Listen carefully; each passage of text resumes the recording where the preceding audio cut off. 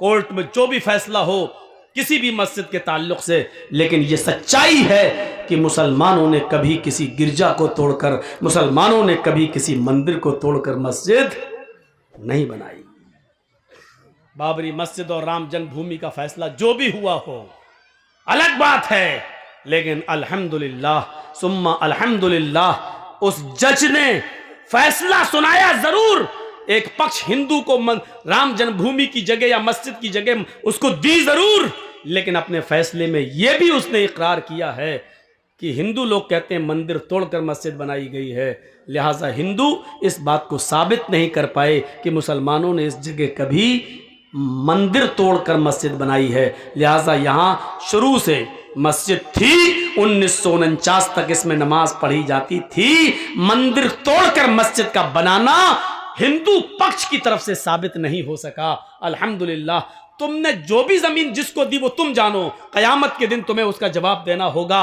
लेकिन इस बात की मुझे खुशी है कि तुमने अपने फैसले में ये कहा है कि मंदिर तोड़कर मस्जिद बनाना हिंदू साबित नहीं कर पाए हैं। और हम भी यही कहते हैं कि बाबरी मस्जिद की जगह पर पहले कोई मंदिर नहीं था, और किसी ने भी वहाँ मस्जिद बनाई है तो मंदिर तोड़कर मस्जिद नहीं बनाई गई है, क्योंकि हम मुसलमानों का अकीदा है कि मंदिर तोड़कर अगर किसी की ज़मीन पर नाजायज़ कब्ज़ा करके या मंदिर तोड़कर मस्जिद बनाई जाए तो वहाँ हमारी नमाज हो ही नहीं सकती है। ये हमारी तालीम है, ये हमारा अकीदा है, ये हमारी बुनियाद है, ये हमारे उसूल हैं, ये हमारे ज़ाब्ते हैं।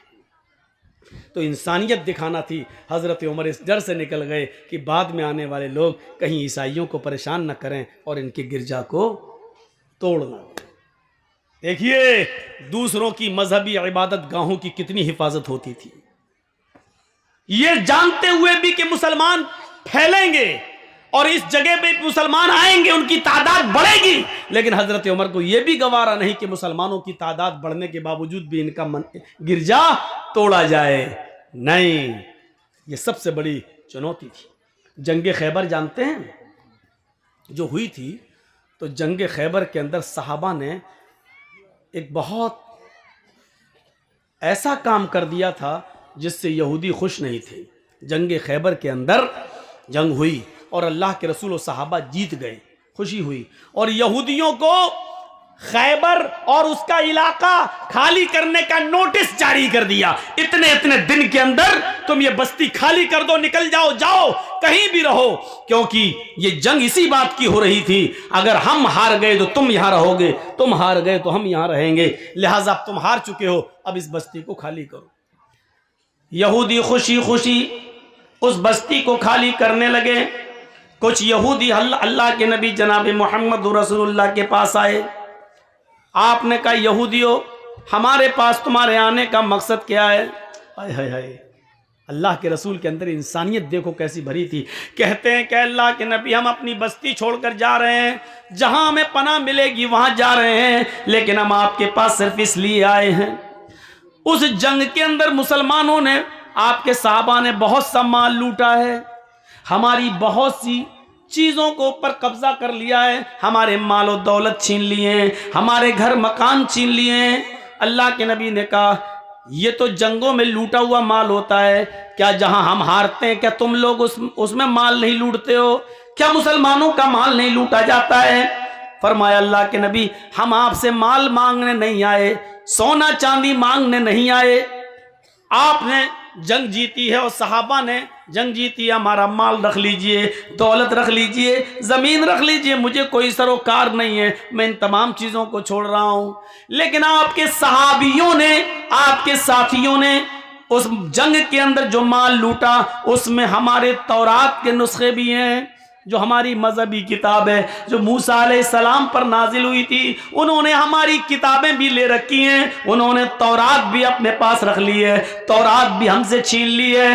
तो घर का जब सारा सामान लूटा गया तो उसमें हमारे घर की किताबें, तौरात जो हम आसमानी किताब मानते जो मूसा पर नाजिल हुई, इन्होंने हमारी उन किताबों को, उस तौरात को भी ले रखा है। हम चाहते हैं कि हमें हमारी किताब मिल जाए, हम चाहते हैं कि हमें हमारी तौरात मिल जाए, ताकि हम जिस जगह भी जाएं तो हम तौरात की तिलावत कर सकें।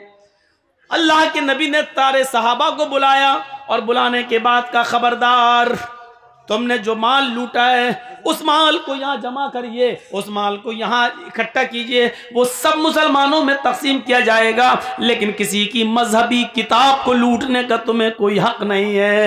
तुम्हें चाहिए कि इनके मालो दौलत को लूटते वक्त जो इनकी किताब तौरात तुम्हारे पास आई है, इनकी एक एक किताब तौरात को इनके हवाले कर दिया जाए। ये इनकी मजहबी किताब है जो मूसा अलैहिस्सलाम पर नाजिल हुई है, इनको अपने अकीदे पर अमल करने की इजाजत है, इनको अपने मूसा की लाई हुई शरीयत पर अमल की इजाजत है। मुहम्मदुर रसूलुल्लाह की दुश्मनी इनके साथ, इनके मजहब को लेकर नहीं, इनके दीन को लेकर नहीं, हमारी विचारधाराओं की लड़ाई है, हमारे ख्यालात की लड़ाई है, इनकी मजहबी लड़ाई नहीं है। इन्होंने हमें सताया था, हमारे सहाबा को तंग किया था, इसलिए ये जंग हमने की थी, वरना हम किसी को उनकी मजहबी इबादत से नहीं रोकते हैं। लिहाजा इनकी किताबें वापस कर दो। इंसानियत का ऐसा सबूत पेश किया अल्लाह के रसूल ने कि लूटा हुआ माल तो आपने नहीं दिया क्योंकि वो माल गनीमत है, लेकिन उसमें जो किताबें, जो तौरात अल्लाह के नबी के सहाबा के पास थी, वो एक एक करके वापस करवा दी। और उन यहूदियों ने कहा कि हमने आपसे अच्छा इंसाफ करने वाला आज तक किसी को देखा नहीं है। शुक्रिया आए अल्लाह के रसूल, आपने हमारी किताबों को हमें वापस कर दिया है। यहां से हम अंदाजा लगा सकते हैं मेरे भाइयों, मेरे दोस्तों, कि इंसानियत किस चीज का नाम है। यहां तो एक समुदाय अगर हमारा कुरान उसको मिल जाता है तो उसको जलाता है। एक समुदाय त्रिपुरा के अंदर देख लीजिए किस तरीके से उसको मौका मिला तो उसने हमारी इबादत गाहों को जलाया है, हमारी मस्जिदों को जलाया है, कुरान जला दिया है। मेरे प्यारे साथियों, इस्लाम की शिक्षा यह है कि तुम किसी की इबादत गाह पर हमला न करो, तुम किसी की इबादत गाह मत तोड़ो। किसी की इबादत गाह को तोड़कर तुम उस जगह मस्जिद नहीं बना सकते, और बनाते हो तो वहां तुम्हारी नमाज नहीं होगी। हराम है तुम्हारे लिए ऐसा करना, और तुम किसी की मजहबी किताब नहीं जला सकते हो। मेरे भाइयों, सहाबा किराम ने किसी की मजहबी किताब जलाई नहीं है। अगर लूट लिया था तो उनको उनकी मजहबी किताब वापस करना पड़ी। ये इस्लाम कहता है। जरा हम अपने भारत का जायजा लें कि हम कहां जा रहे हैं। हाँ, इस्लाम ये कहता है कि हम मुसलमान हैं, कुरान पर हम अमल करें, पूरी तरीके से अमल करें, लेकिन हिंदू भाई की किताब वेद, रामायण और गीता, और यहूदियों की किताब तौरात, और ईसाइयों की किताब इंजील, हम इनकी भी कद्र करें, इनको नफरत की नजर से न देखें। अमल कुरान पे करें, लेकिन दूसरों की मजहबी किताबों को हम बुरा भला न कहें, उनकी भी इज्जत करें। और दूसरे मजहब वालों को भी चाहिए कि वो अपनी मजहबी किताबों पर खूब चलें, खूब अमल करें। जिस तरीके से हमें ये जायज नहीं है कि हम गीता और रामायण, वेद और पुराणों से नफरत करें और उनको फाड़ें, उसी तरीके से उनको भी इस बात की परमिशन नहीं है कि वो हमारे कुरान को जलाएं। मेरे भाइयों, कोई मजहब किसी की धार्मिक ग्रंथों को गिराने, जलाने और उनको फाड़ने की इजाजत नहीं देता है। ये हमें और आपको सोचना चाहिए कि इंसानियत किस चीज का नाम है। भाई, ये लोग चंदा कपड़े में कर रहे हैं, मदरसे का काम है, तो आप लोग ज़्यादा से ज़्यादा इसमें ताउन करते जाएं। वही तो बोल रहा था यार, कितना चंदा हो जाए लेकिन मदरसे वालों का कभी पेट भरता ही नहीं। अभी 5 लाख रुपए भी चंदा हो जाए तभी कि मौलाना साहब बहुत कम हुआ है। मैं 20 साल से तकरीरें कर रहा हूँ, आज तक किसी मदरसे वाले ने ये नहीं कहा मौलाना माशाल्लाह बहुत अच्छा चंदा हुआ है। इतनी बड़ी नाशुक्री हमने कहीं नहीं देखी। हम इस जलसे की बात नहीं कर रहे हैं, मैं 20 साल की बात कर रहा हूँ। 20 साल में आज तक किसी ने आज तक ये नहीं कहा है। एक मर्तबा किसी ने खुशी खुशी कह दिया होता मौलाना साहब माशाल्लाह आज बहुत अच्छा हुआ है। 20 साल में आज तक कोई ऐसा नहीं मिला कि जिसने ये कहा हो कि माशाल्लाह बहुत अच्छा चंदा हुआ है।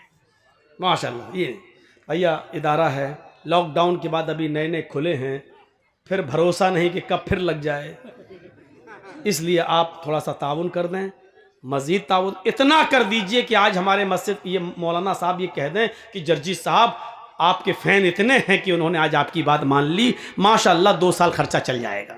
आज इतना कर दीजिए आप। हमें मालूम है कि नहीं कहेंगे, फिर भी कहेंगे कमी हुआ है, लेकिन आप कर दीजिए, आज इतना कर दीजिए। मुझे फिर डर लग रहा है कि फिर ये लॉकडाउन ना लग जाए,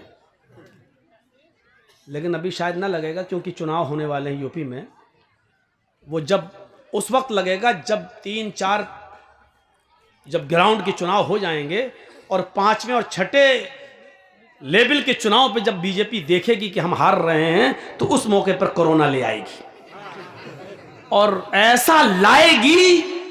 ये दो तीन आदमी हैं बस, 2 या 3 ये फिक्स करते हैं कि कोरोना कब लाया जाए, लॉकडाउन कब किया जाए, ट्रेनें कब बंद की जाएं। ये सर्जिकल स्ट्राइक एकदम होगी, लेकिन कब हो जाए कुछ कहा नहीं जा सकता है। आप भैया भर दीजिए इनकी झोली, मदरसे को दे दीजिए, ज़्यादा से ज़्यादा ताउन करिए, अल्लाह रब्बुल आलमीन आपको इसका अजर अजीम इंशाअल्लाह अता फरमाएगा। तो मेरे भाइयों, इंसानियत ये थी। बैठिए अभी आप, अभी हम ला रहे हैं और इंशाअल्लाह आखिर में चलते चलते हम आपको 2-3 मंत्रों की तरफ भी लाएंगे, क्योंकि बगैर मंत्र के आप लोग समझते हैं कि जलसा हुआ ही नहीं है। ये अपने दिमाग से निकाल दीजिए, अपने दिमाग से निकाल दीजिए। आप लोग कुरान और हदीस सुनने आते हो मेरे भाई, कुरान और हदीस को सुनिए। आपको वेदों के मंत्र सुनने का इतना शौक नहीं होना चाहिए। हिंदू भाई हो तो वो मत कहें कि हाँ मौलाना बताइए हमारे धर्म में क्या, तब तो एक अलग बात है। आपको ये शौक नहीं होना चाहिए। कुरान से अच्छी आवाज, कुरान से अच्छी सुरीली आवाज कहीं हो सकती है? तुलसीदास जी भी कहते हैं, जब तक मद्दी कोया बिना मोहम्मद पार ना होया। मद मानी मीठी, कोया मानी आवाज। जब तक दुनिया में मीठी आवाज यानी कुरान बाकी रहेगी, जब तक दुनिया में कुरान रहेगा, बिना मोहम्मद पार ना होया, उस वक्त तक बिना मोहम्मद के यानी अल्लाह के रसूल की इताअत और अल्लाह के रसूल की फर्मा बरदारी किए बिना कोई पार नहीं हो सकता। तुलसीदास जी तो कह रहे हैं कुरान पढ़ो और मुसलमान कहता वेद सुनाओ। उल्टी गंगा बह रही है। तुलसीदास जी कह रहे हैं कि कुरान पढ़ो, जब तक कुरान रहेगा तब तक मोहम्मद रसूलुल्लाह सल्लल्लाहु अलैहि वसल्लम का फरमान रहेगा, और मोहम्मद रसूलुल्लाह के फरमान के बिना कोई आदमी पार नहीं होगा, यानी नजात नहीं पाएगा। यानी कुरान और हदीस पे अमल करने के बाद ही नजात मिलेगी, उसके बिना नजात नहीं मिलेगी। चाचा बैठ जाओ, कहाँ जा रहे हो? देख ठीक है आइए, लेकिन भाई सामने से मत उठिए, हमको बहुत बुरा लगता है। आपको नहीं मालूम है, एक मरतबा हैदराबाद में ऐसी कोई आदमी सामने से उठ गया, हम समझे गया पेशाब करने आया, सीधे माइक पकड़ के क्या बोल रहा है, उठा के माइक उधर फेंका, फिर कुर्सी टमाटर अंडे जो फेंके गए। मैं डर जाता हूं जब कोई सामने से उठता है, वो मंजर मैं देख चुका हूं। इसलिए भैया सामने से मत उठिए।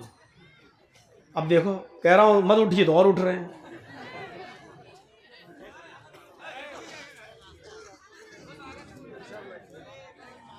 बैठिए बैठिए, आप लोग बैठिए। भैया ये वाला रास्ता दे दीजिए, ये थोड़ा सा जिसको जा रहा हो चुपचाप।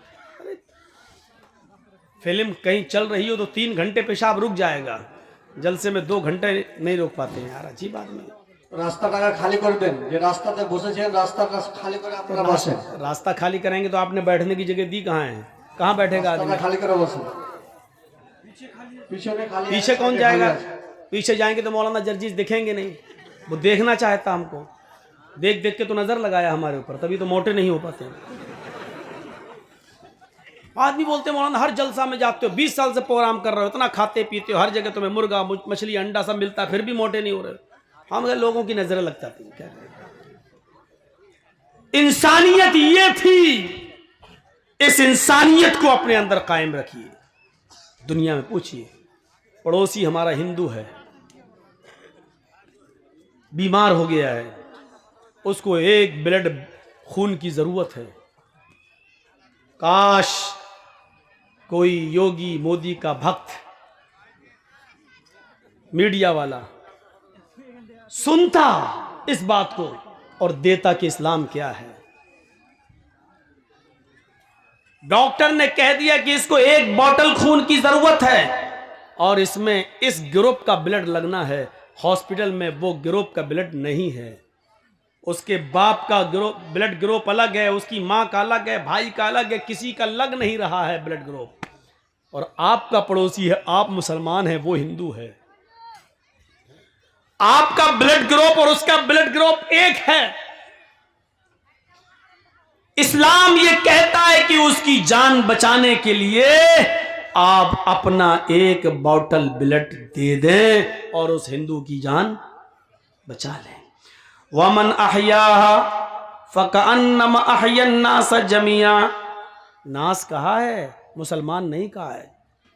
जिसने किसी एक इंसान को बचा लिया, जिसने किसी एक मनुष्य की जान बचा ली, फ़कअन्नमा अहयन्नास जमिया, गोया कि उसने पूरी दुनिया की इंसानियत की जान बचा ली, गोया कि उसने पूरे विश्व की मानवता को बचा लिया। ये कुरान कहता है एक इंसान की जान बचाना, चाहे हिंदू हो, सिख हो, ईसाई हो, क्रिश्चियन, यहूदी, बुद्धिस्ट, सिख, जैनी, कोई भी हो, ये मत देखिए कि वो कौन है।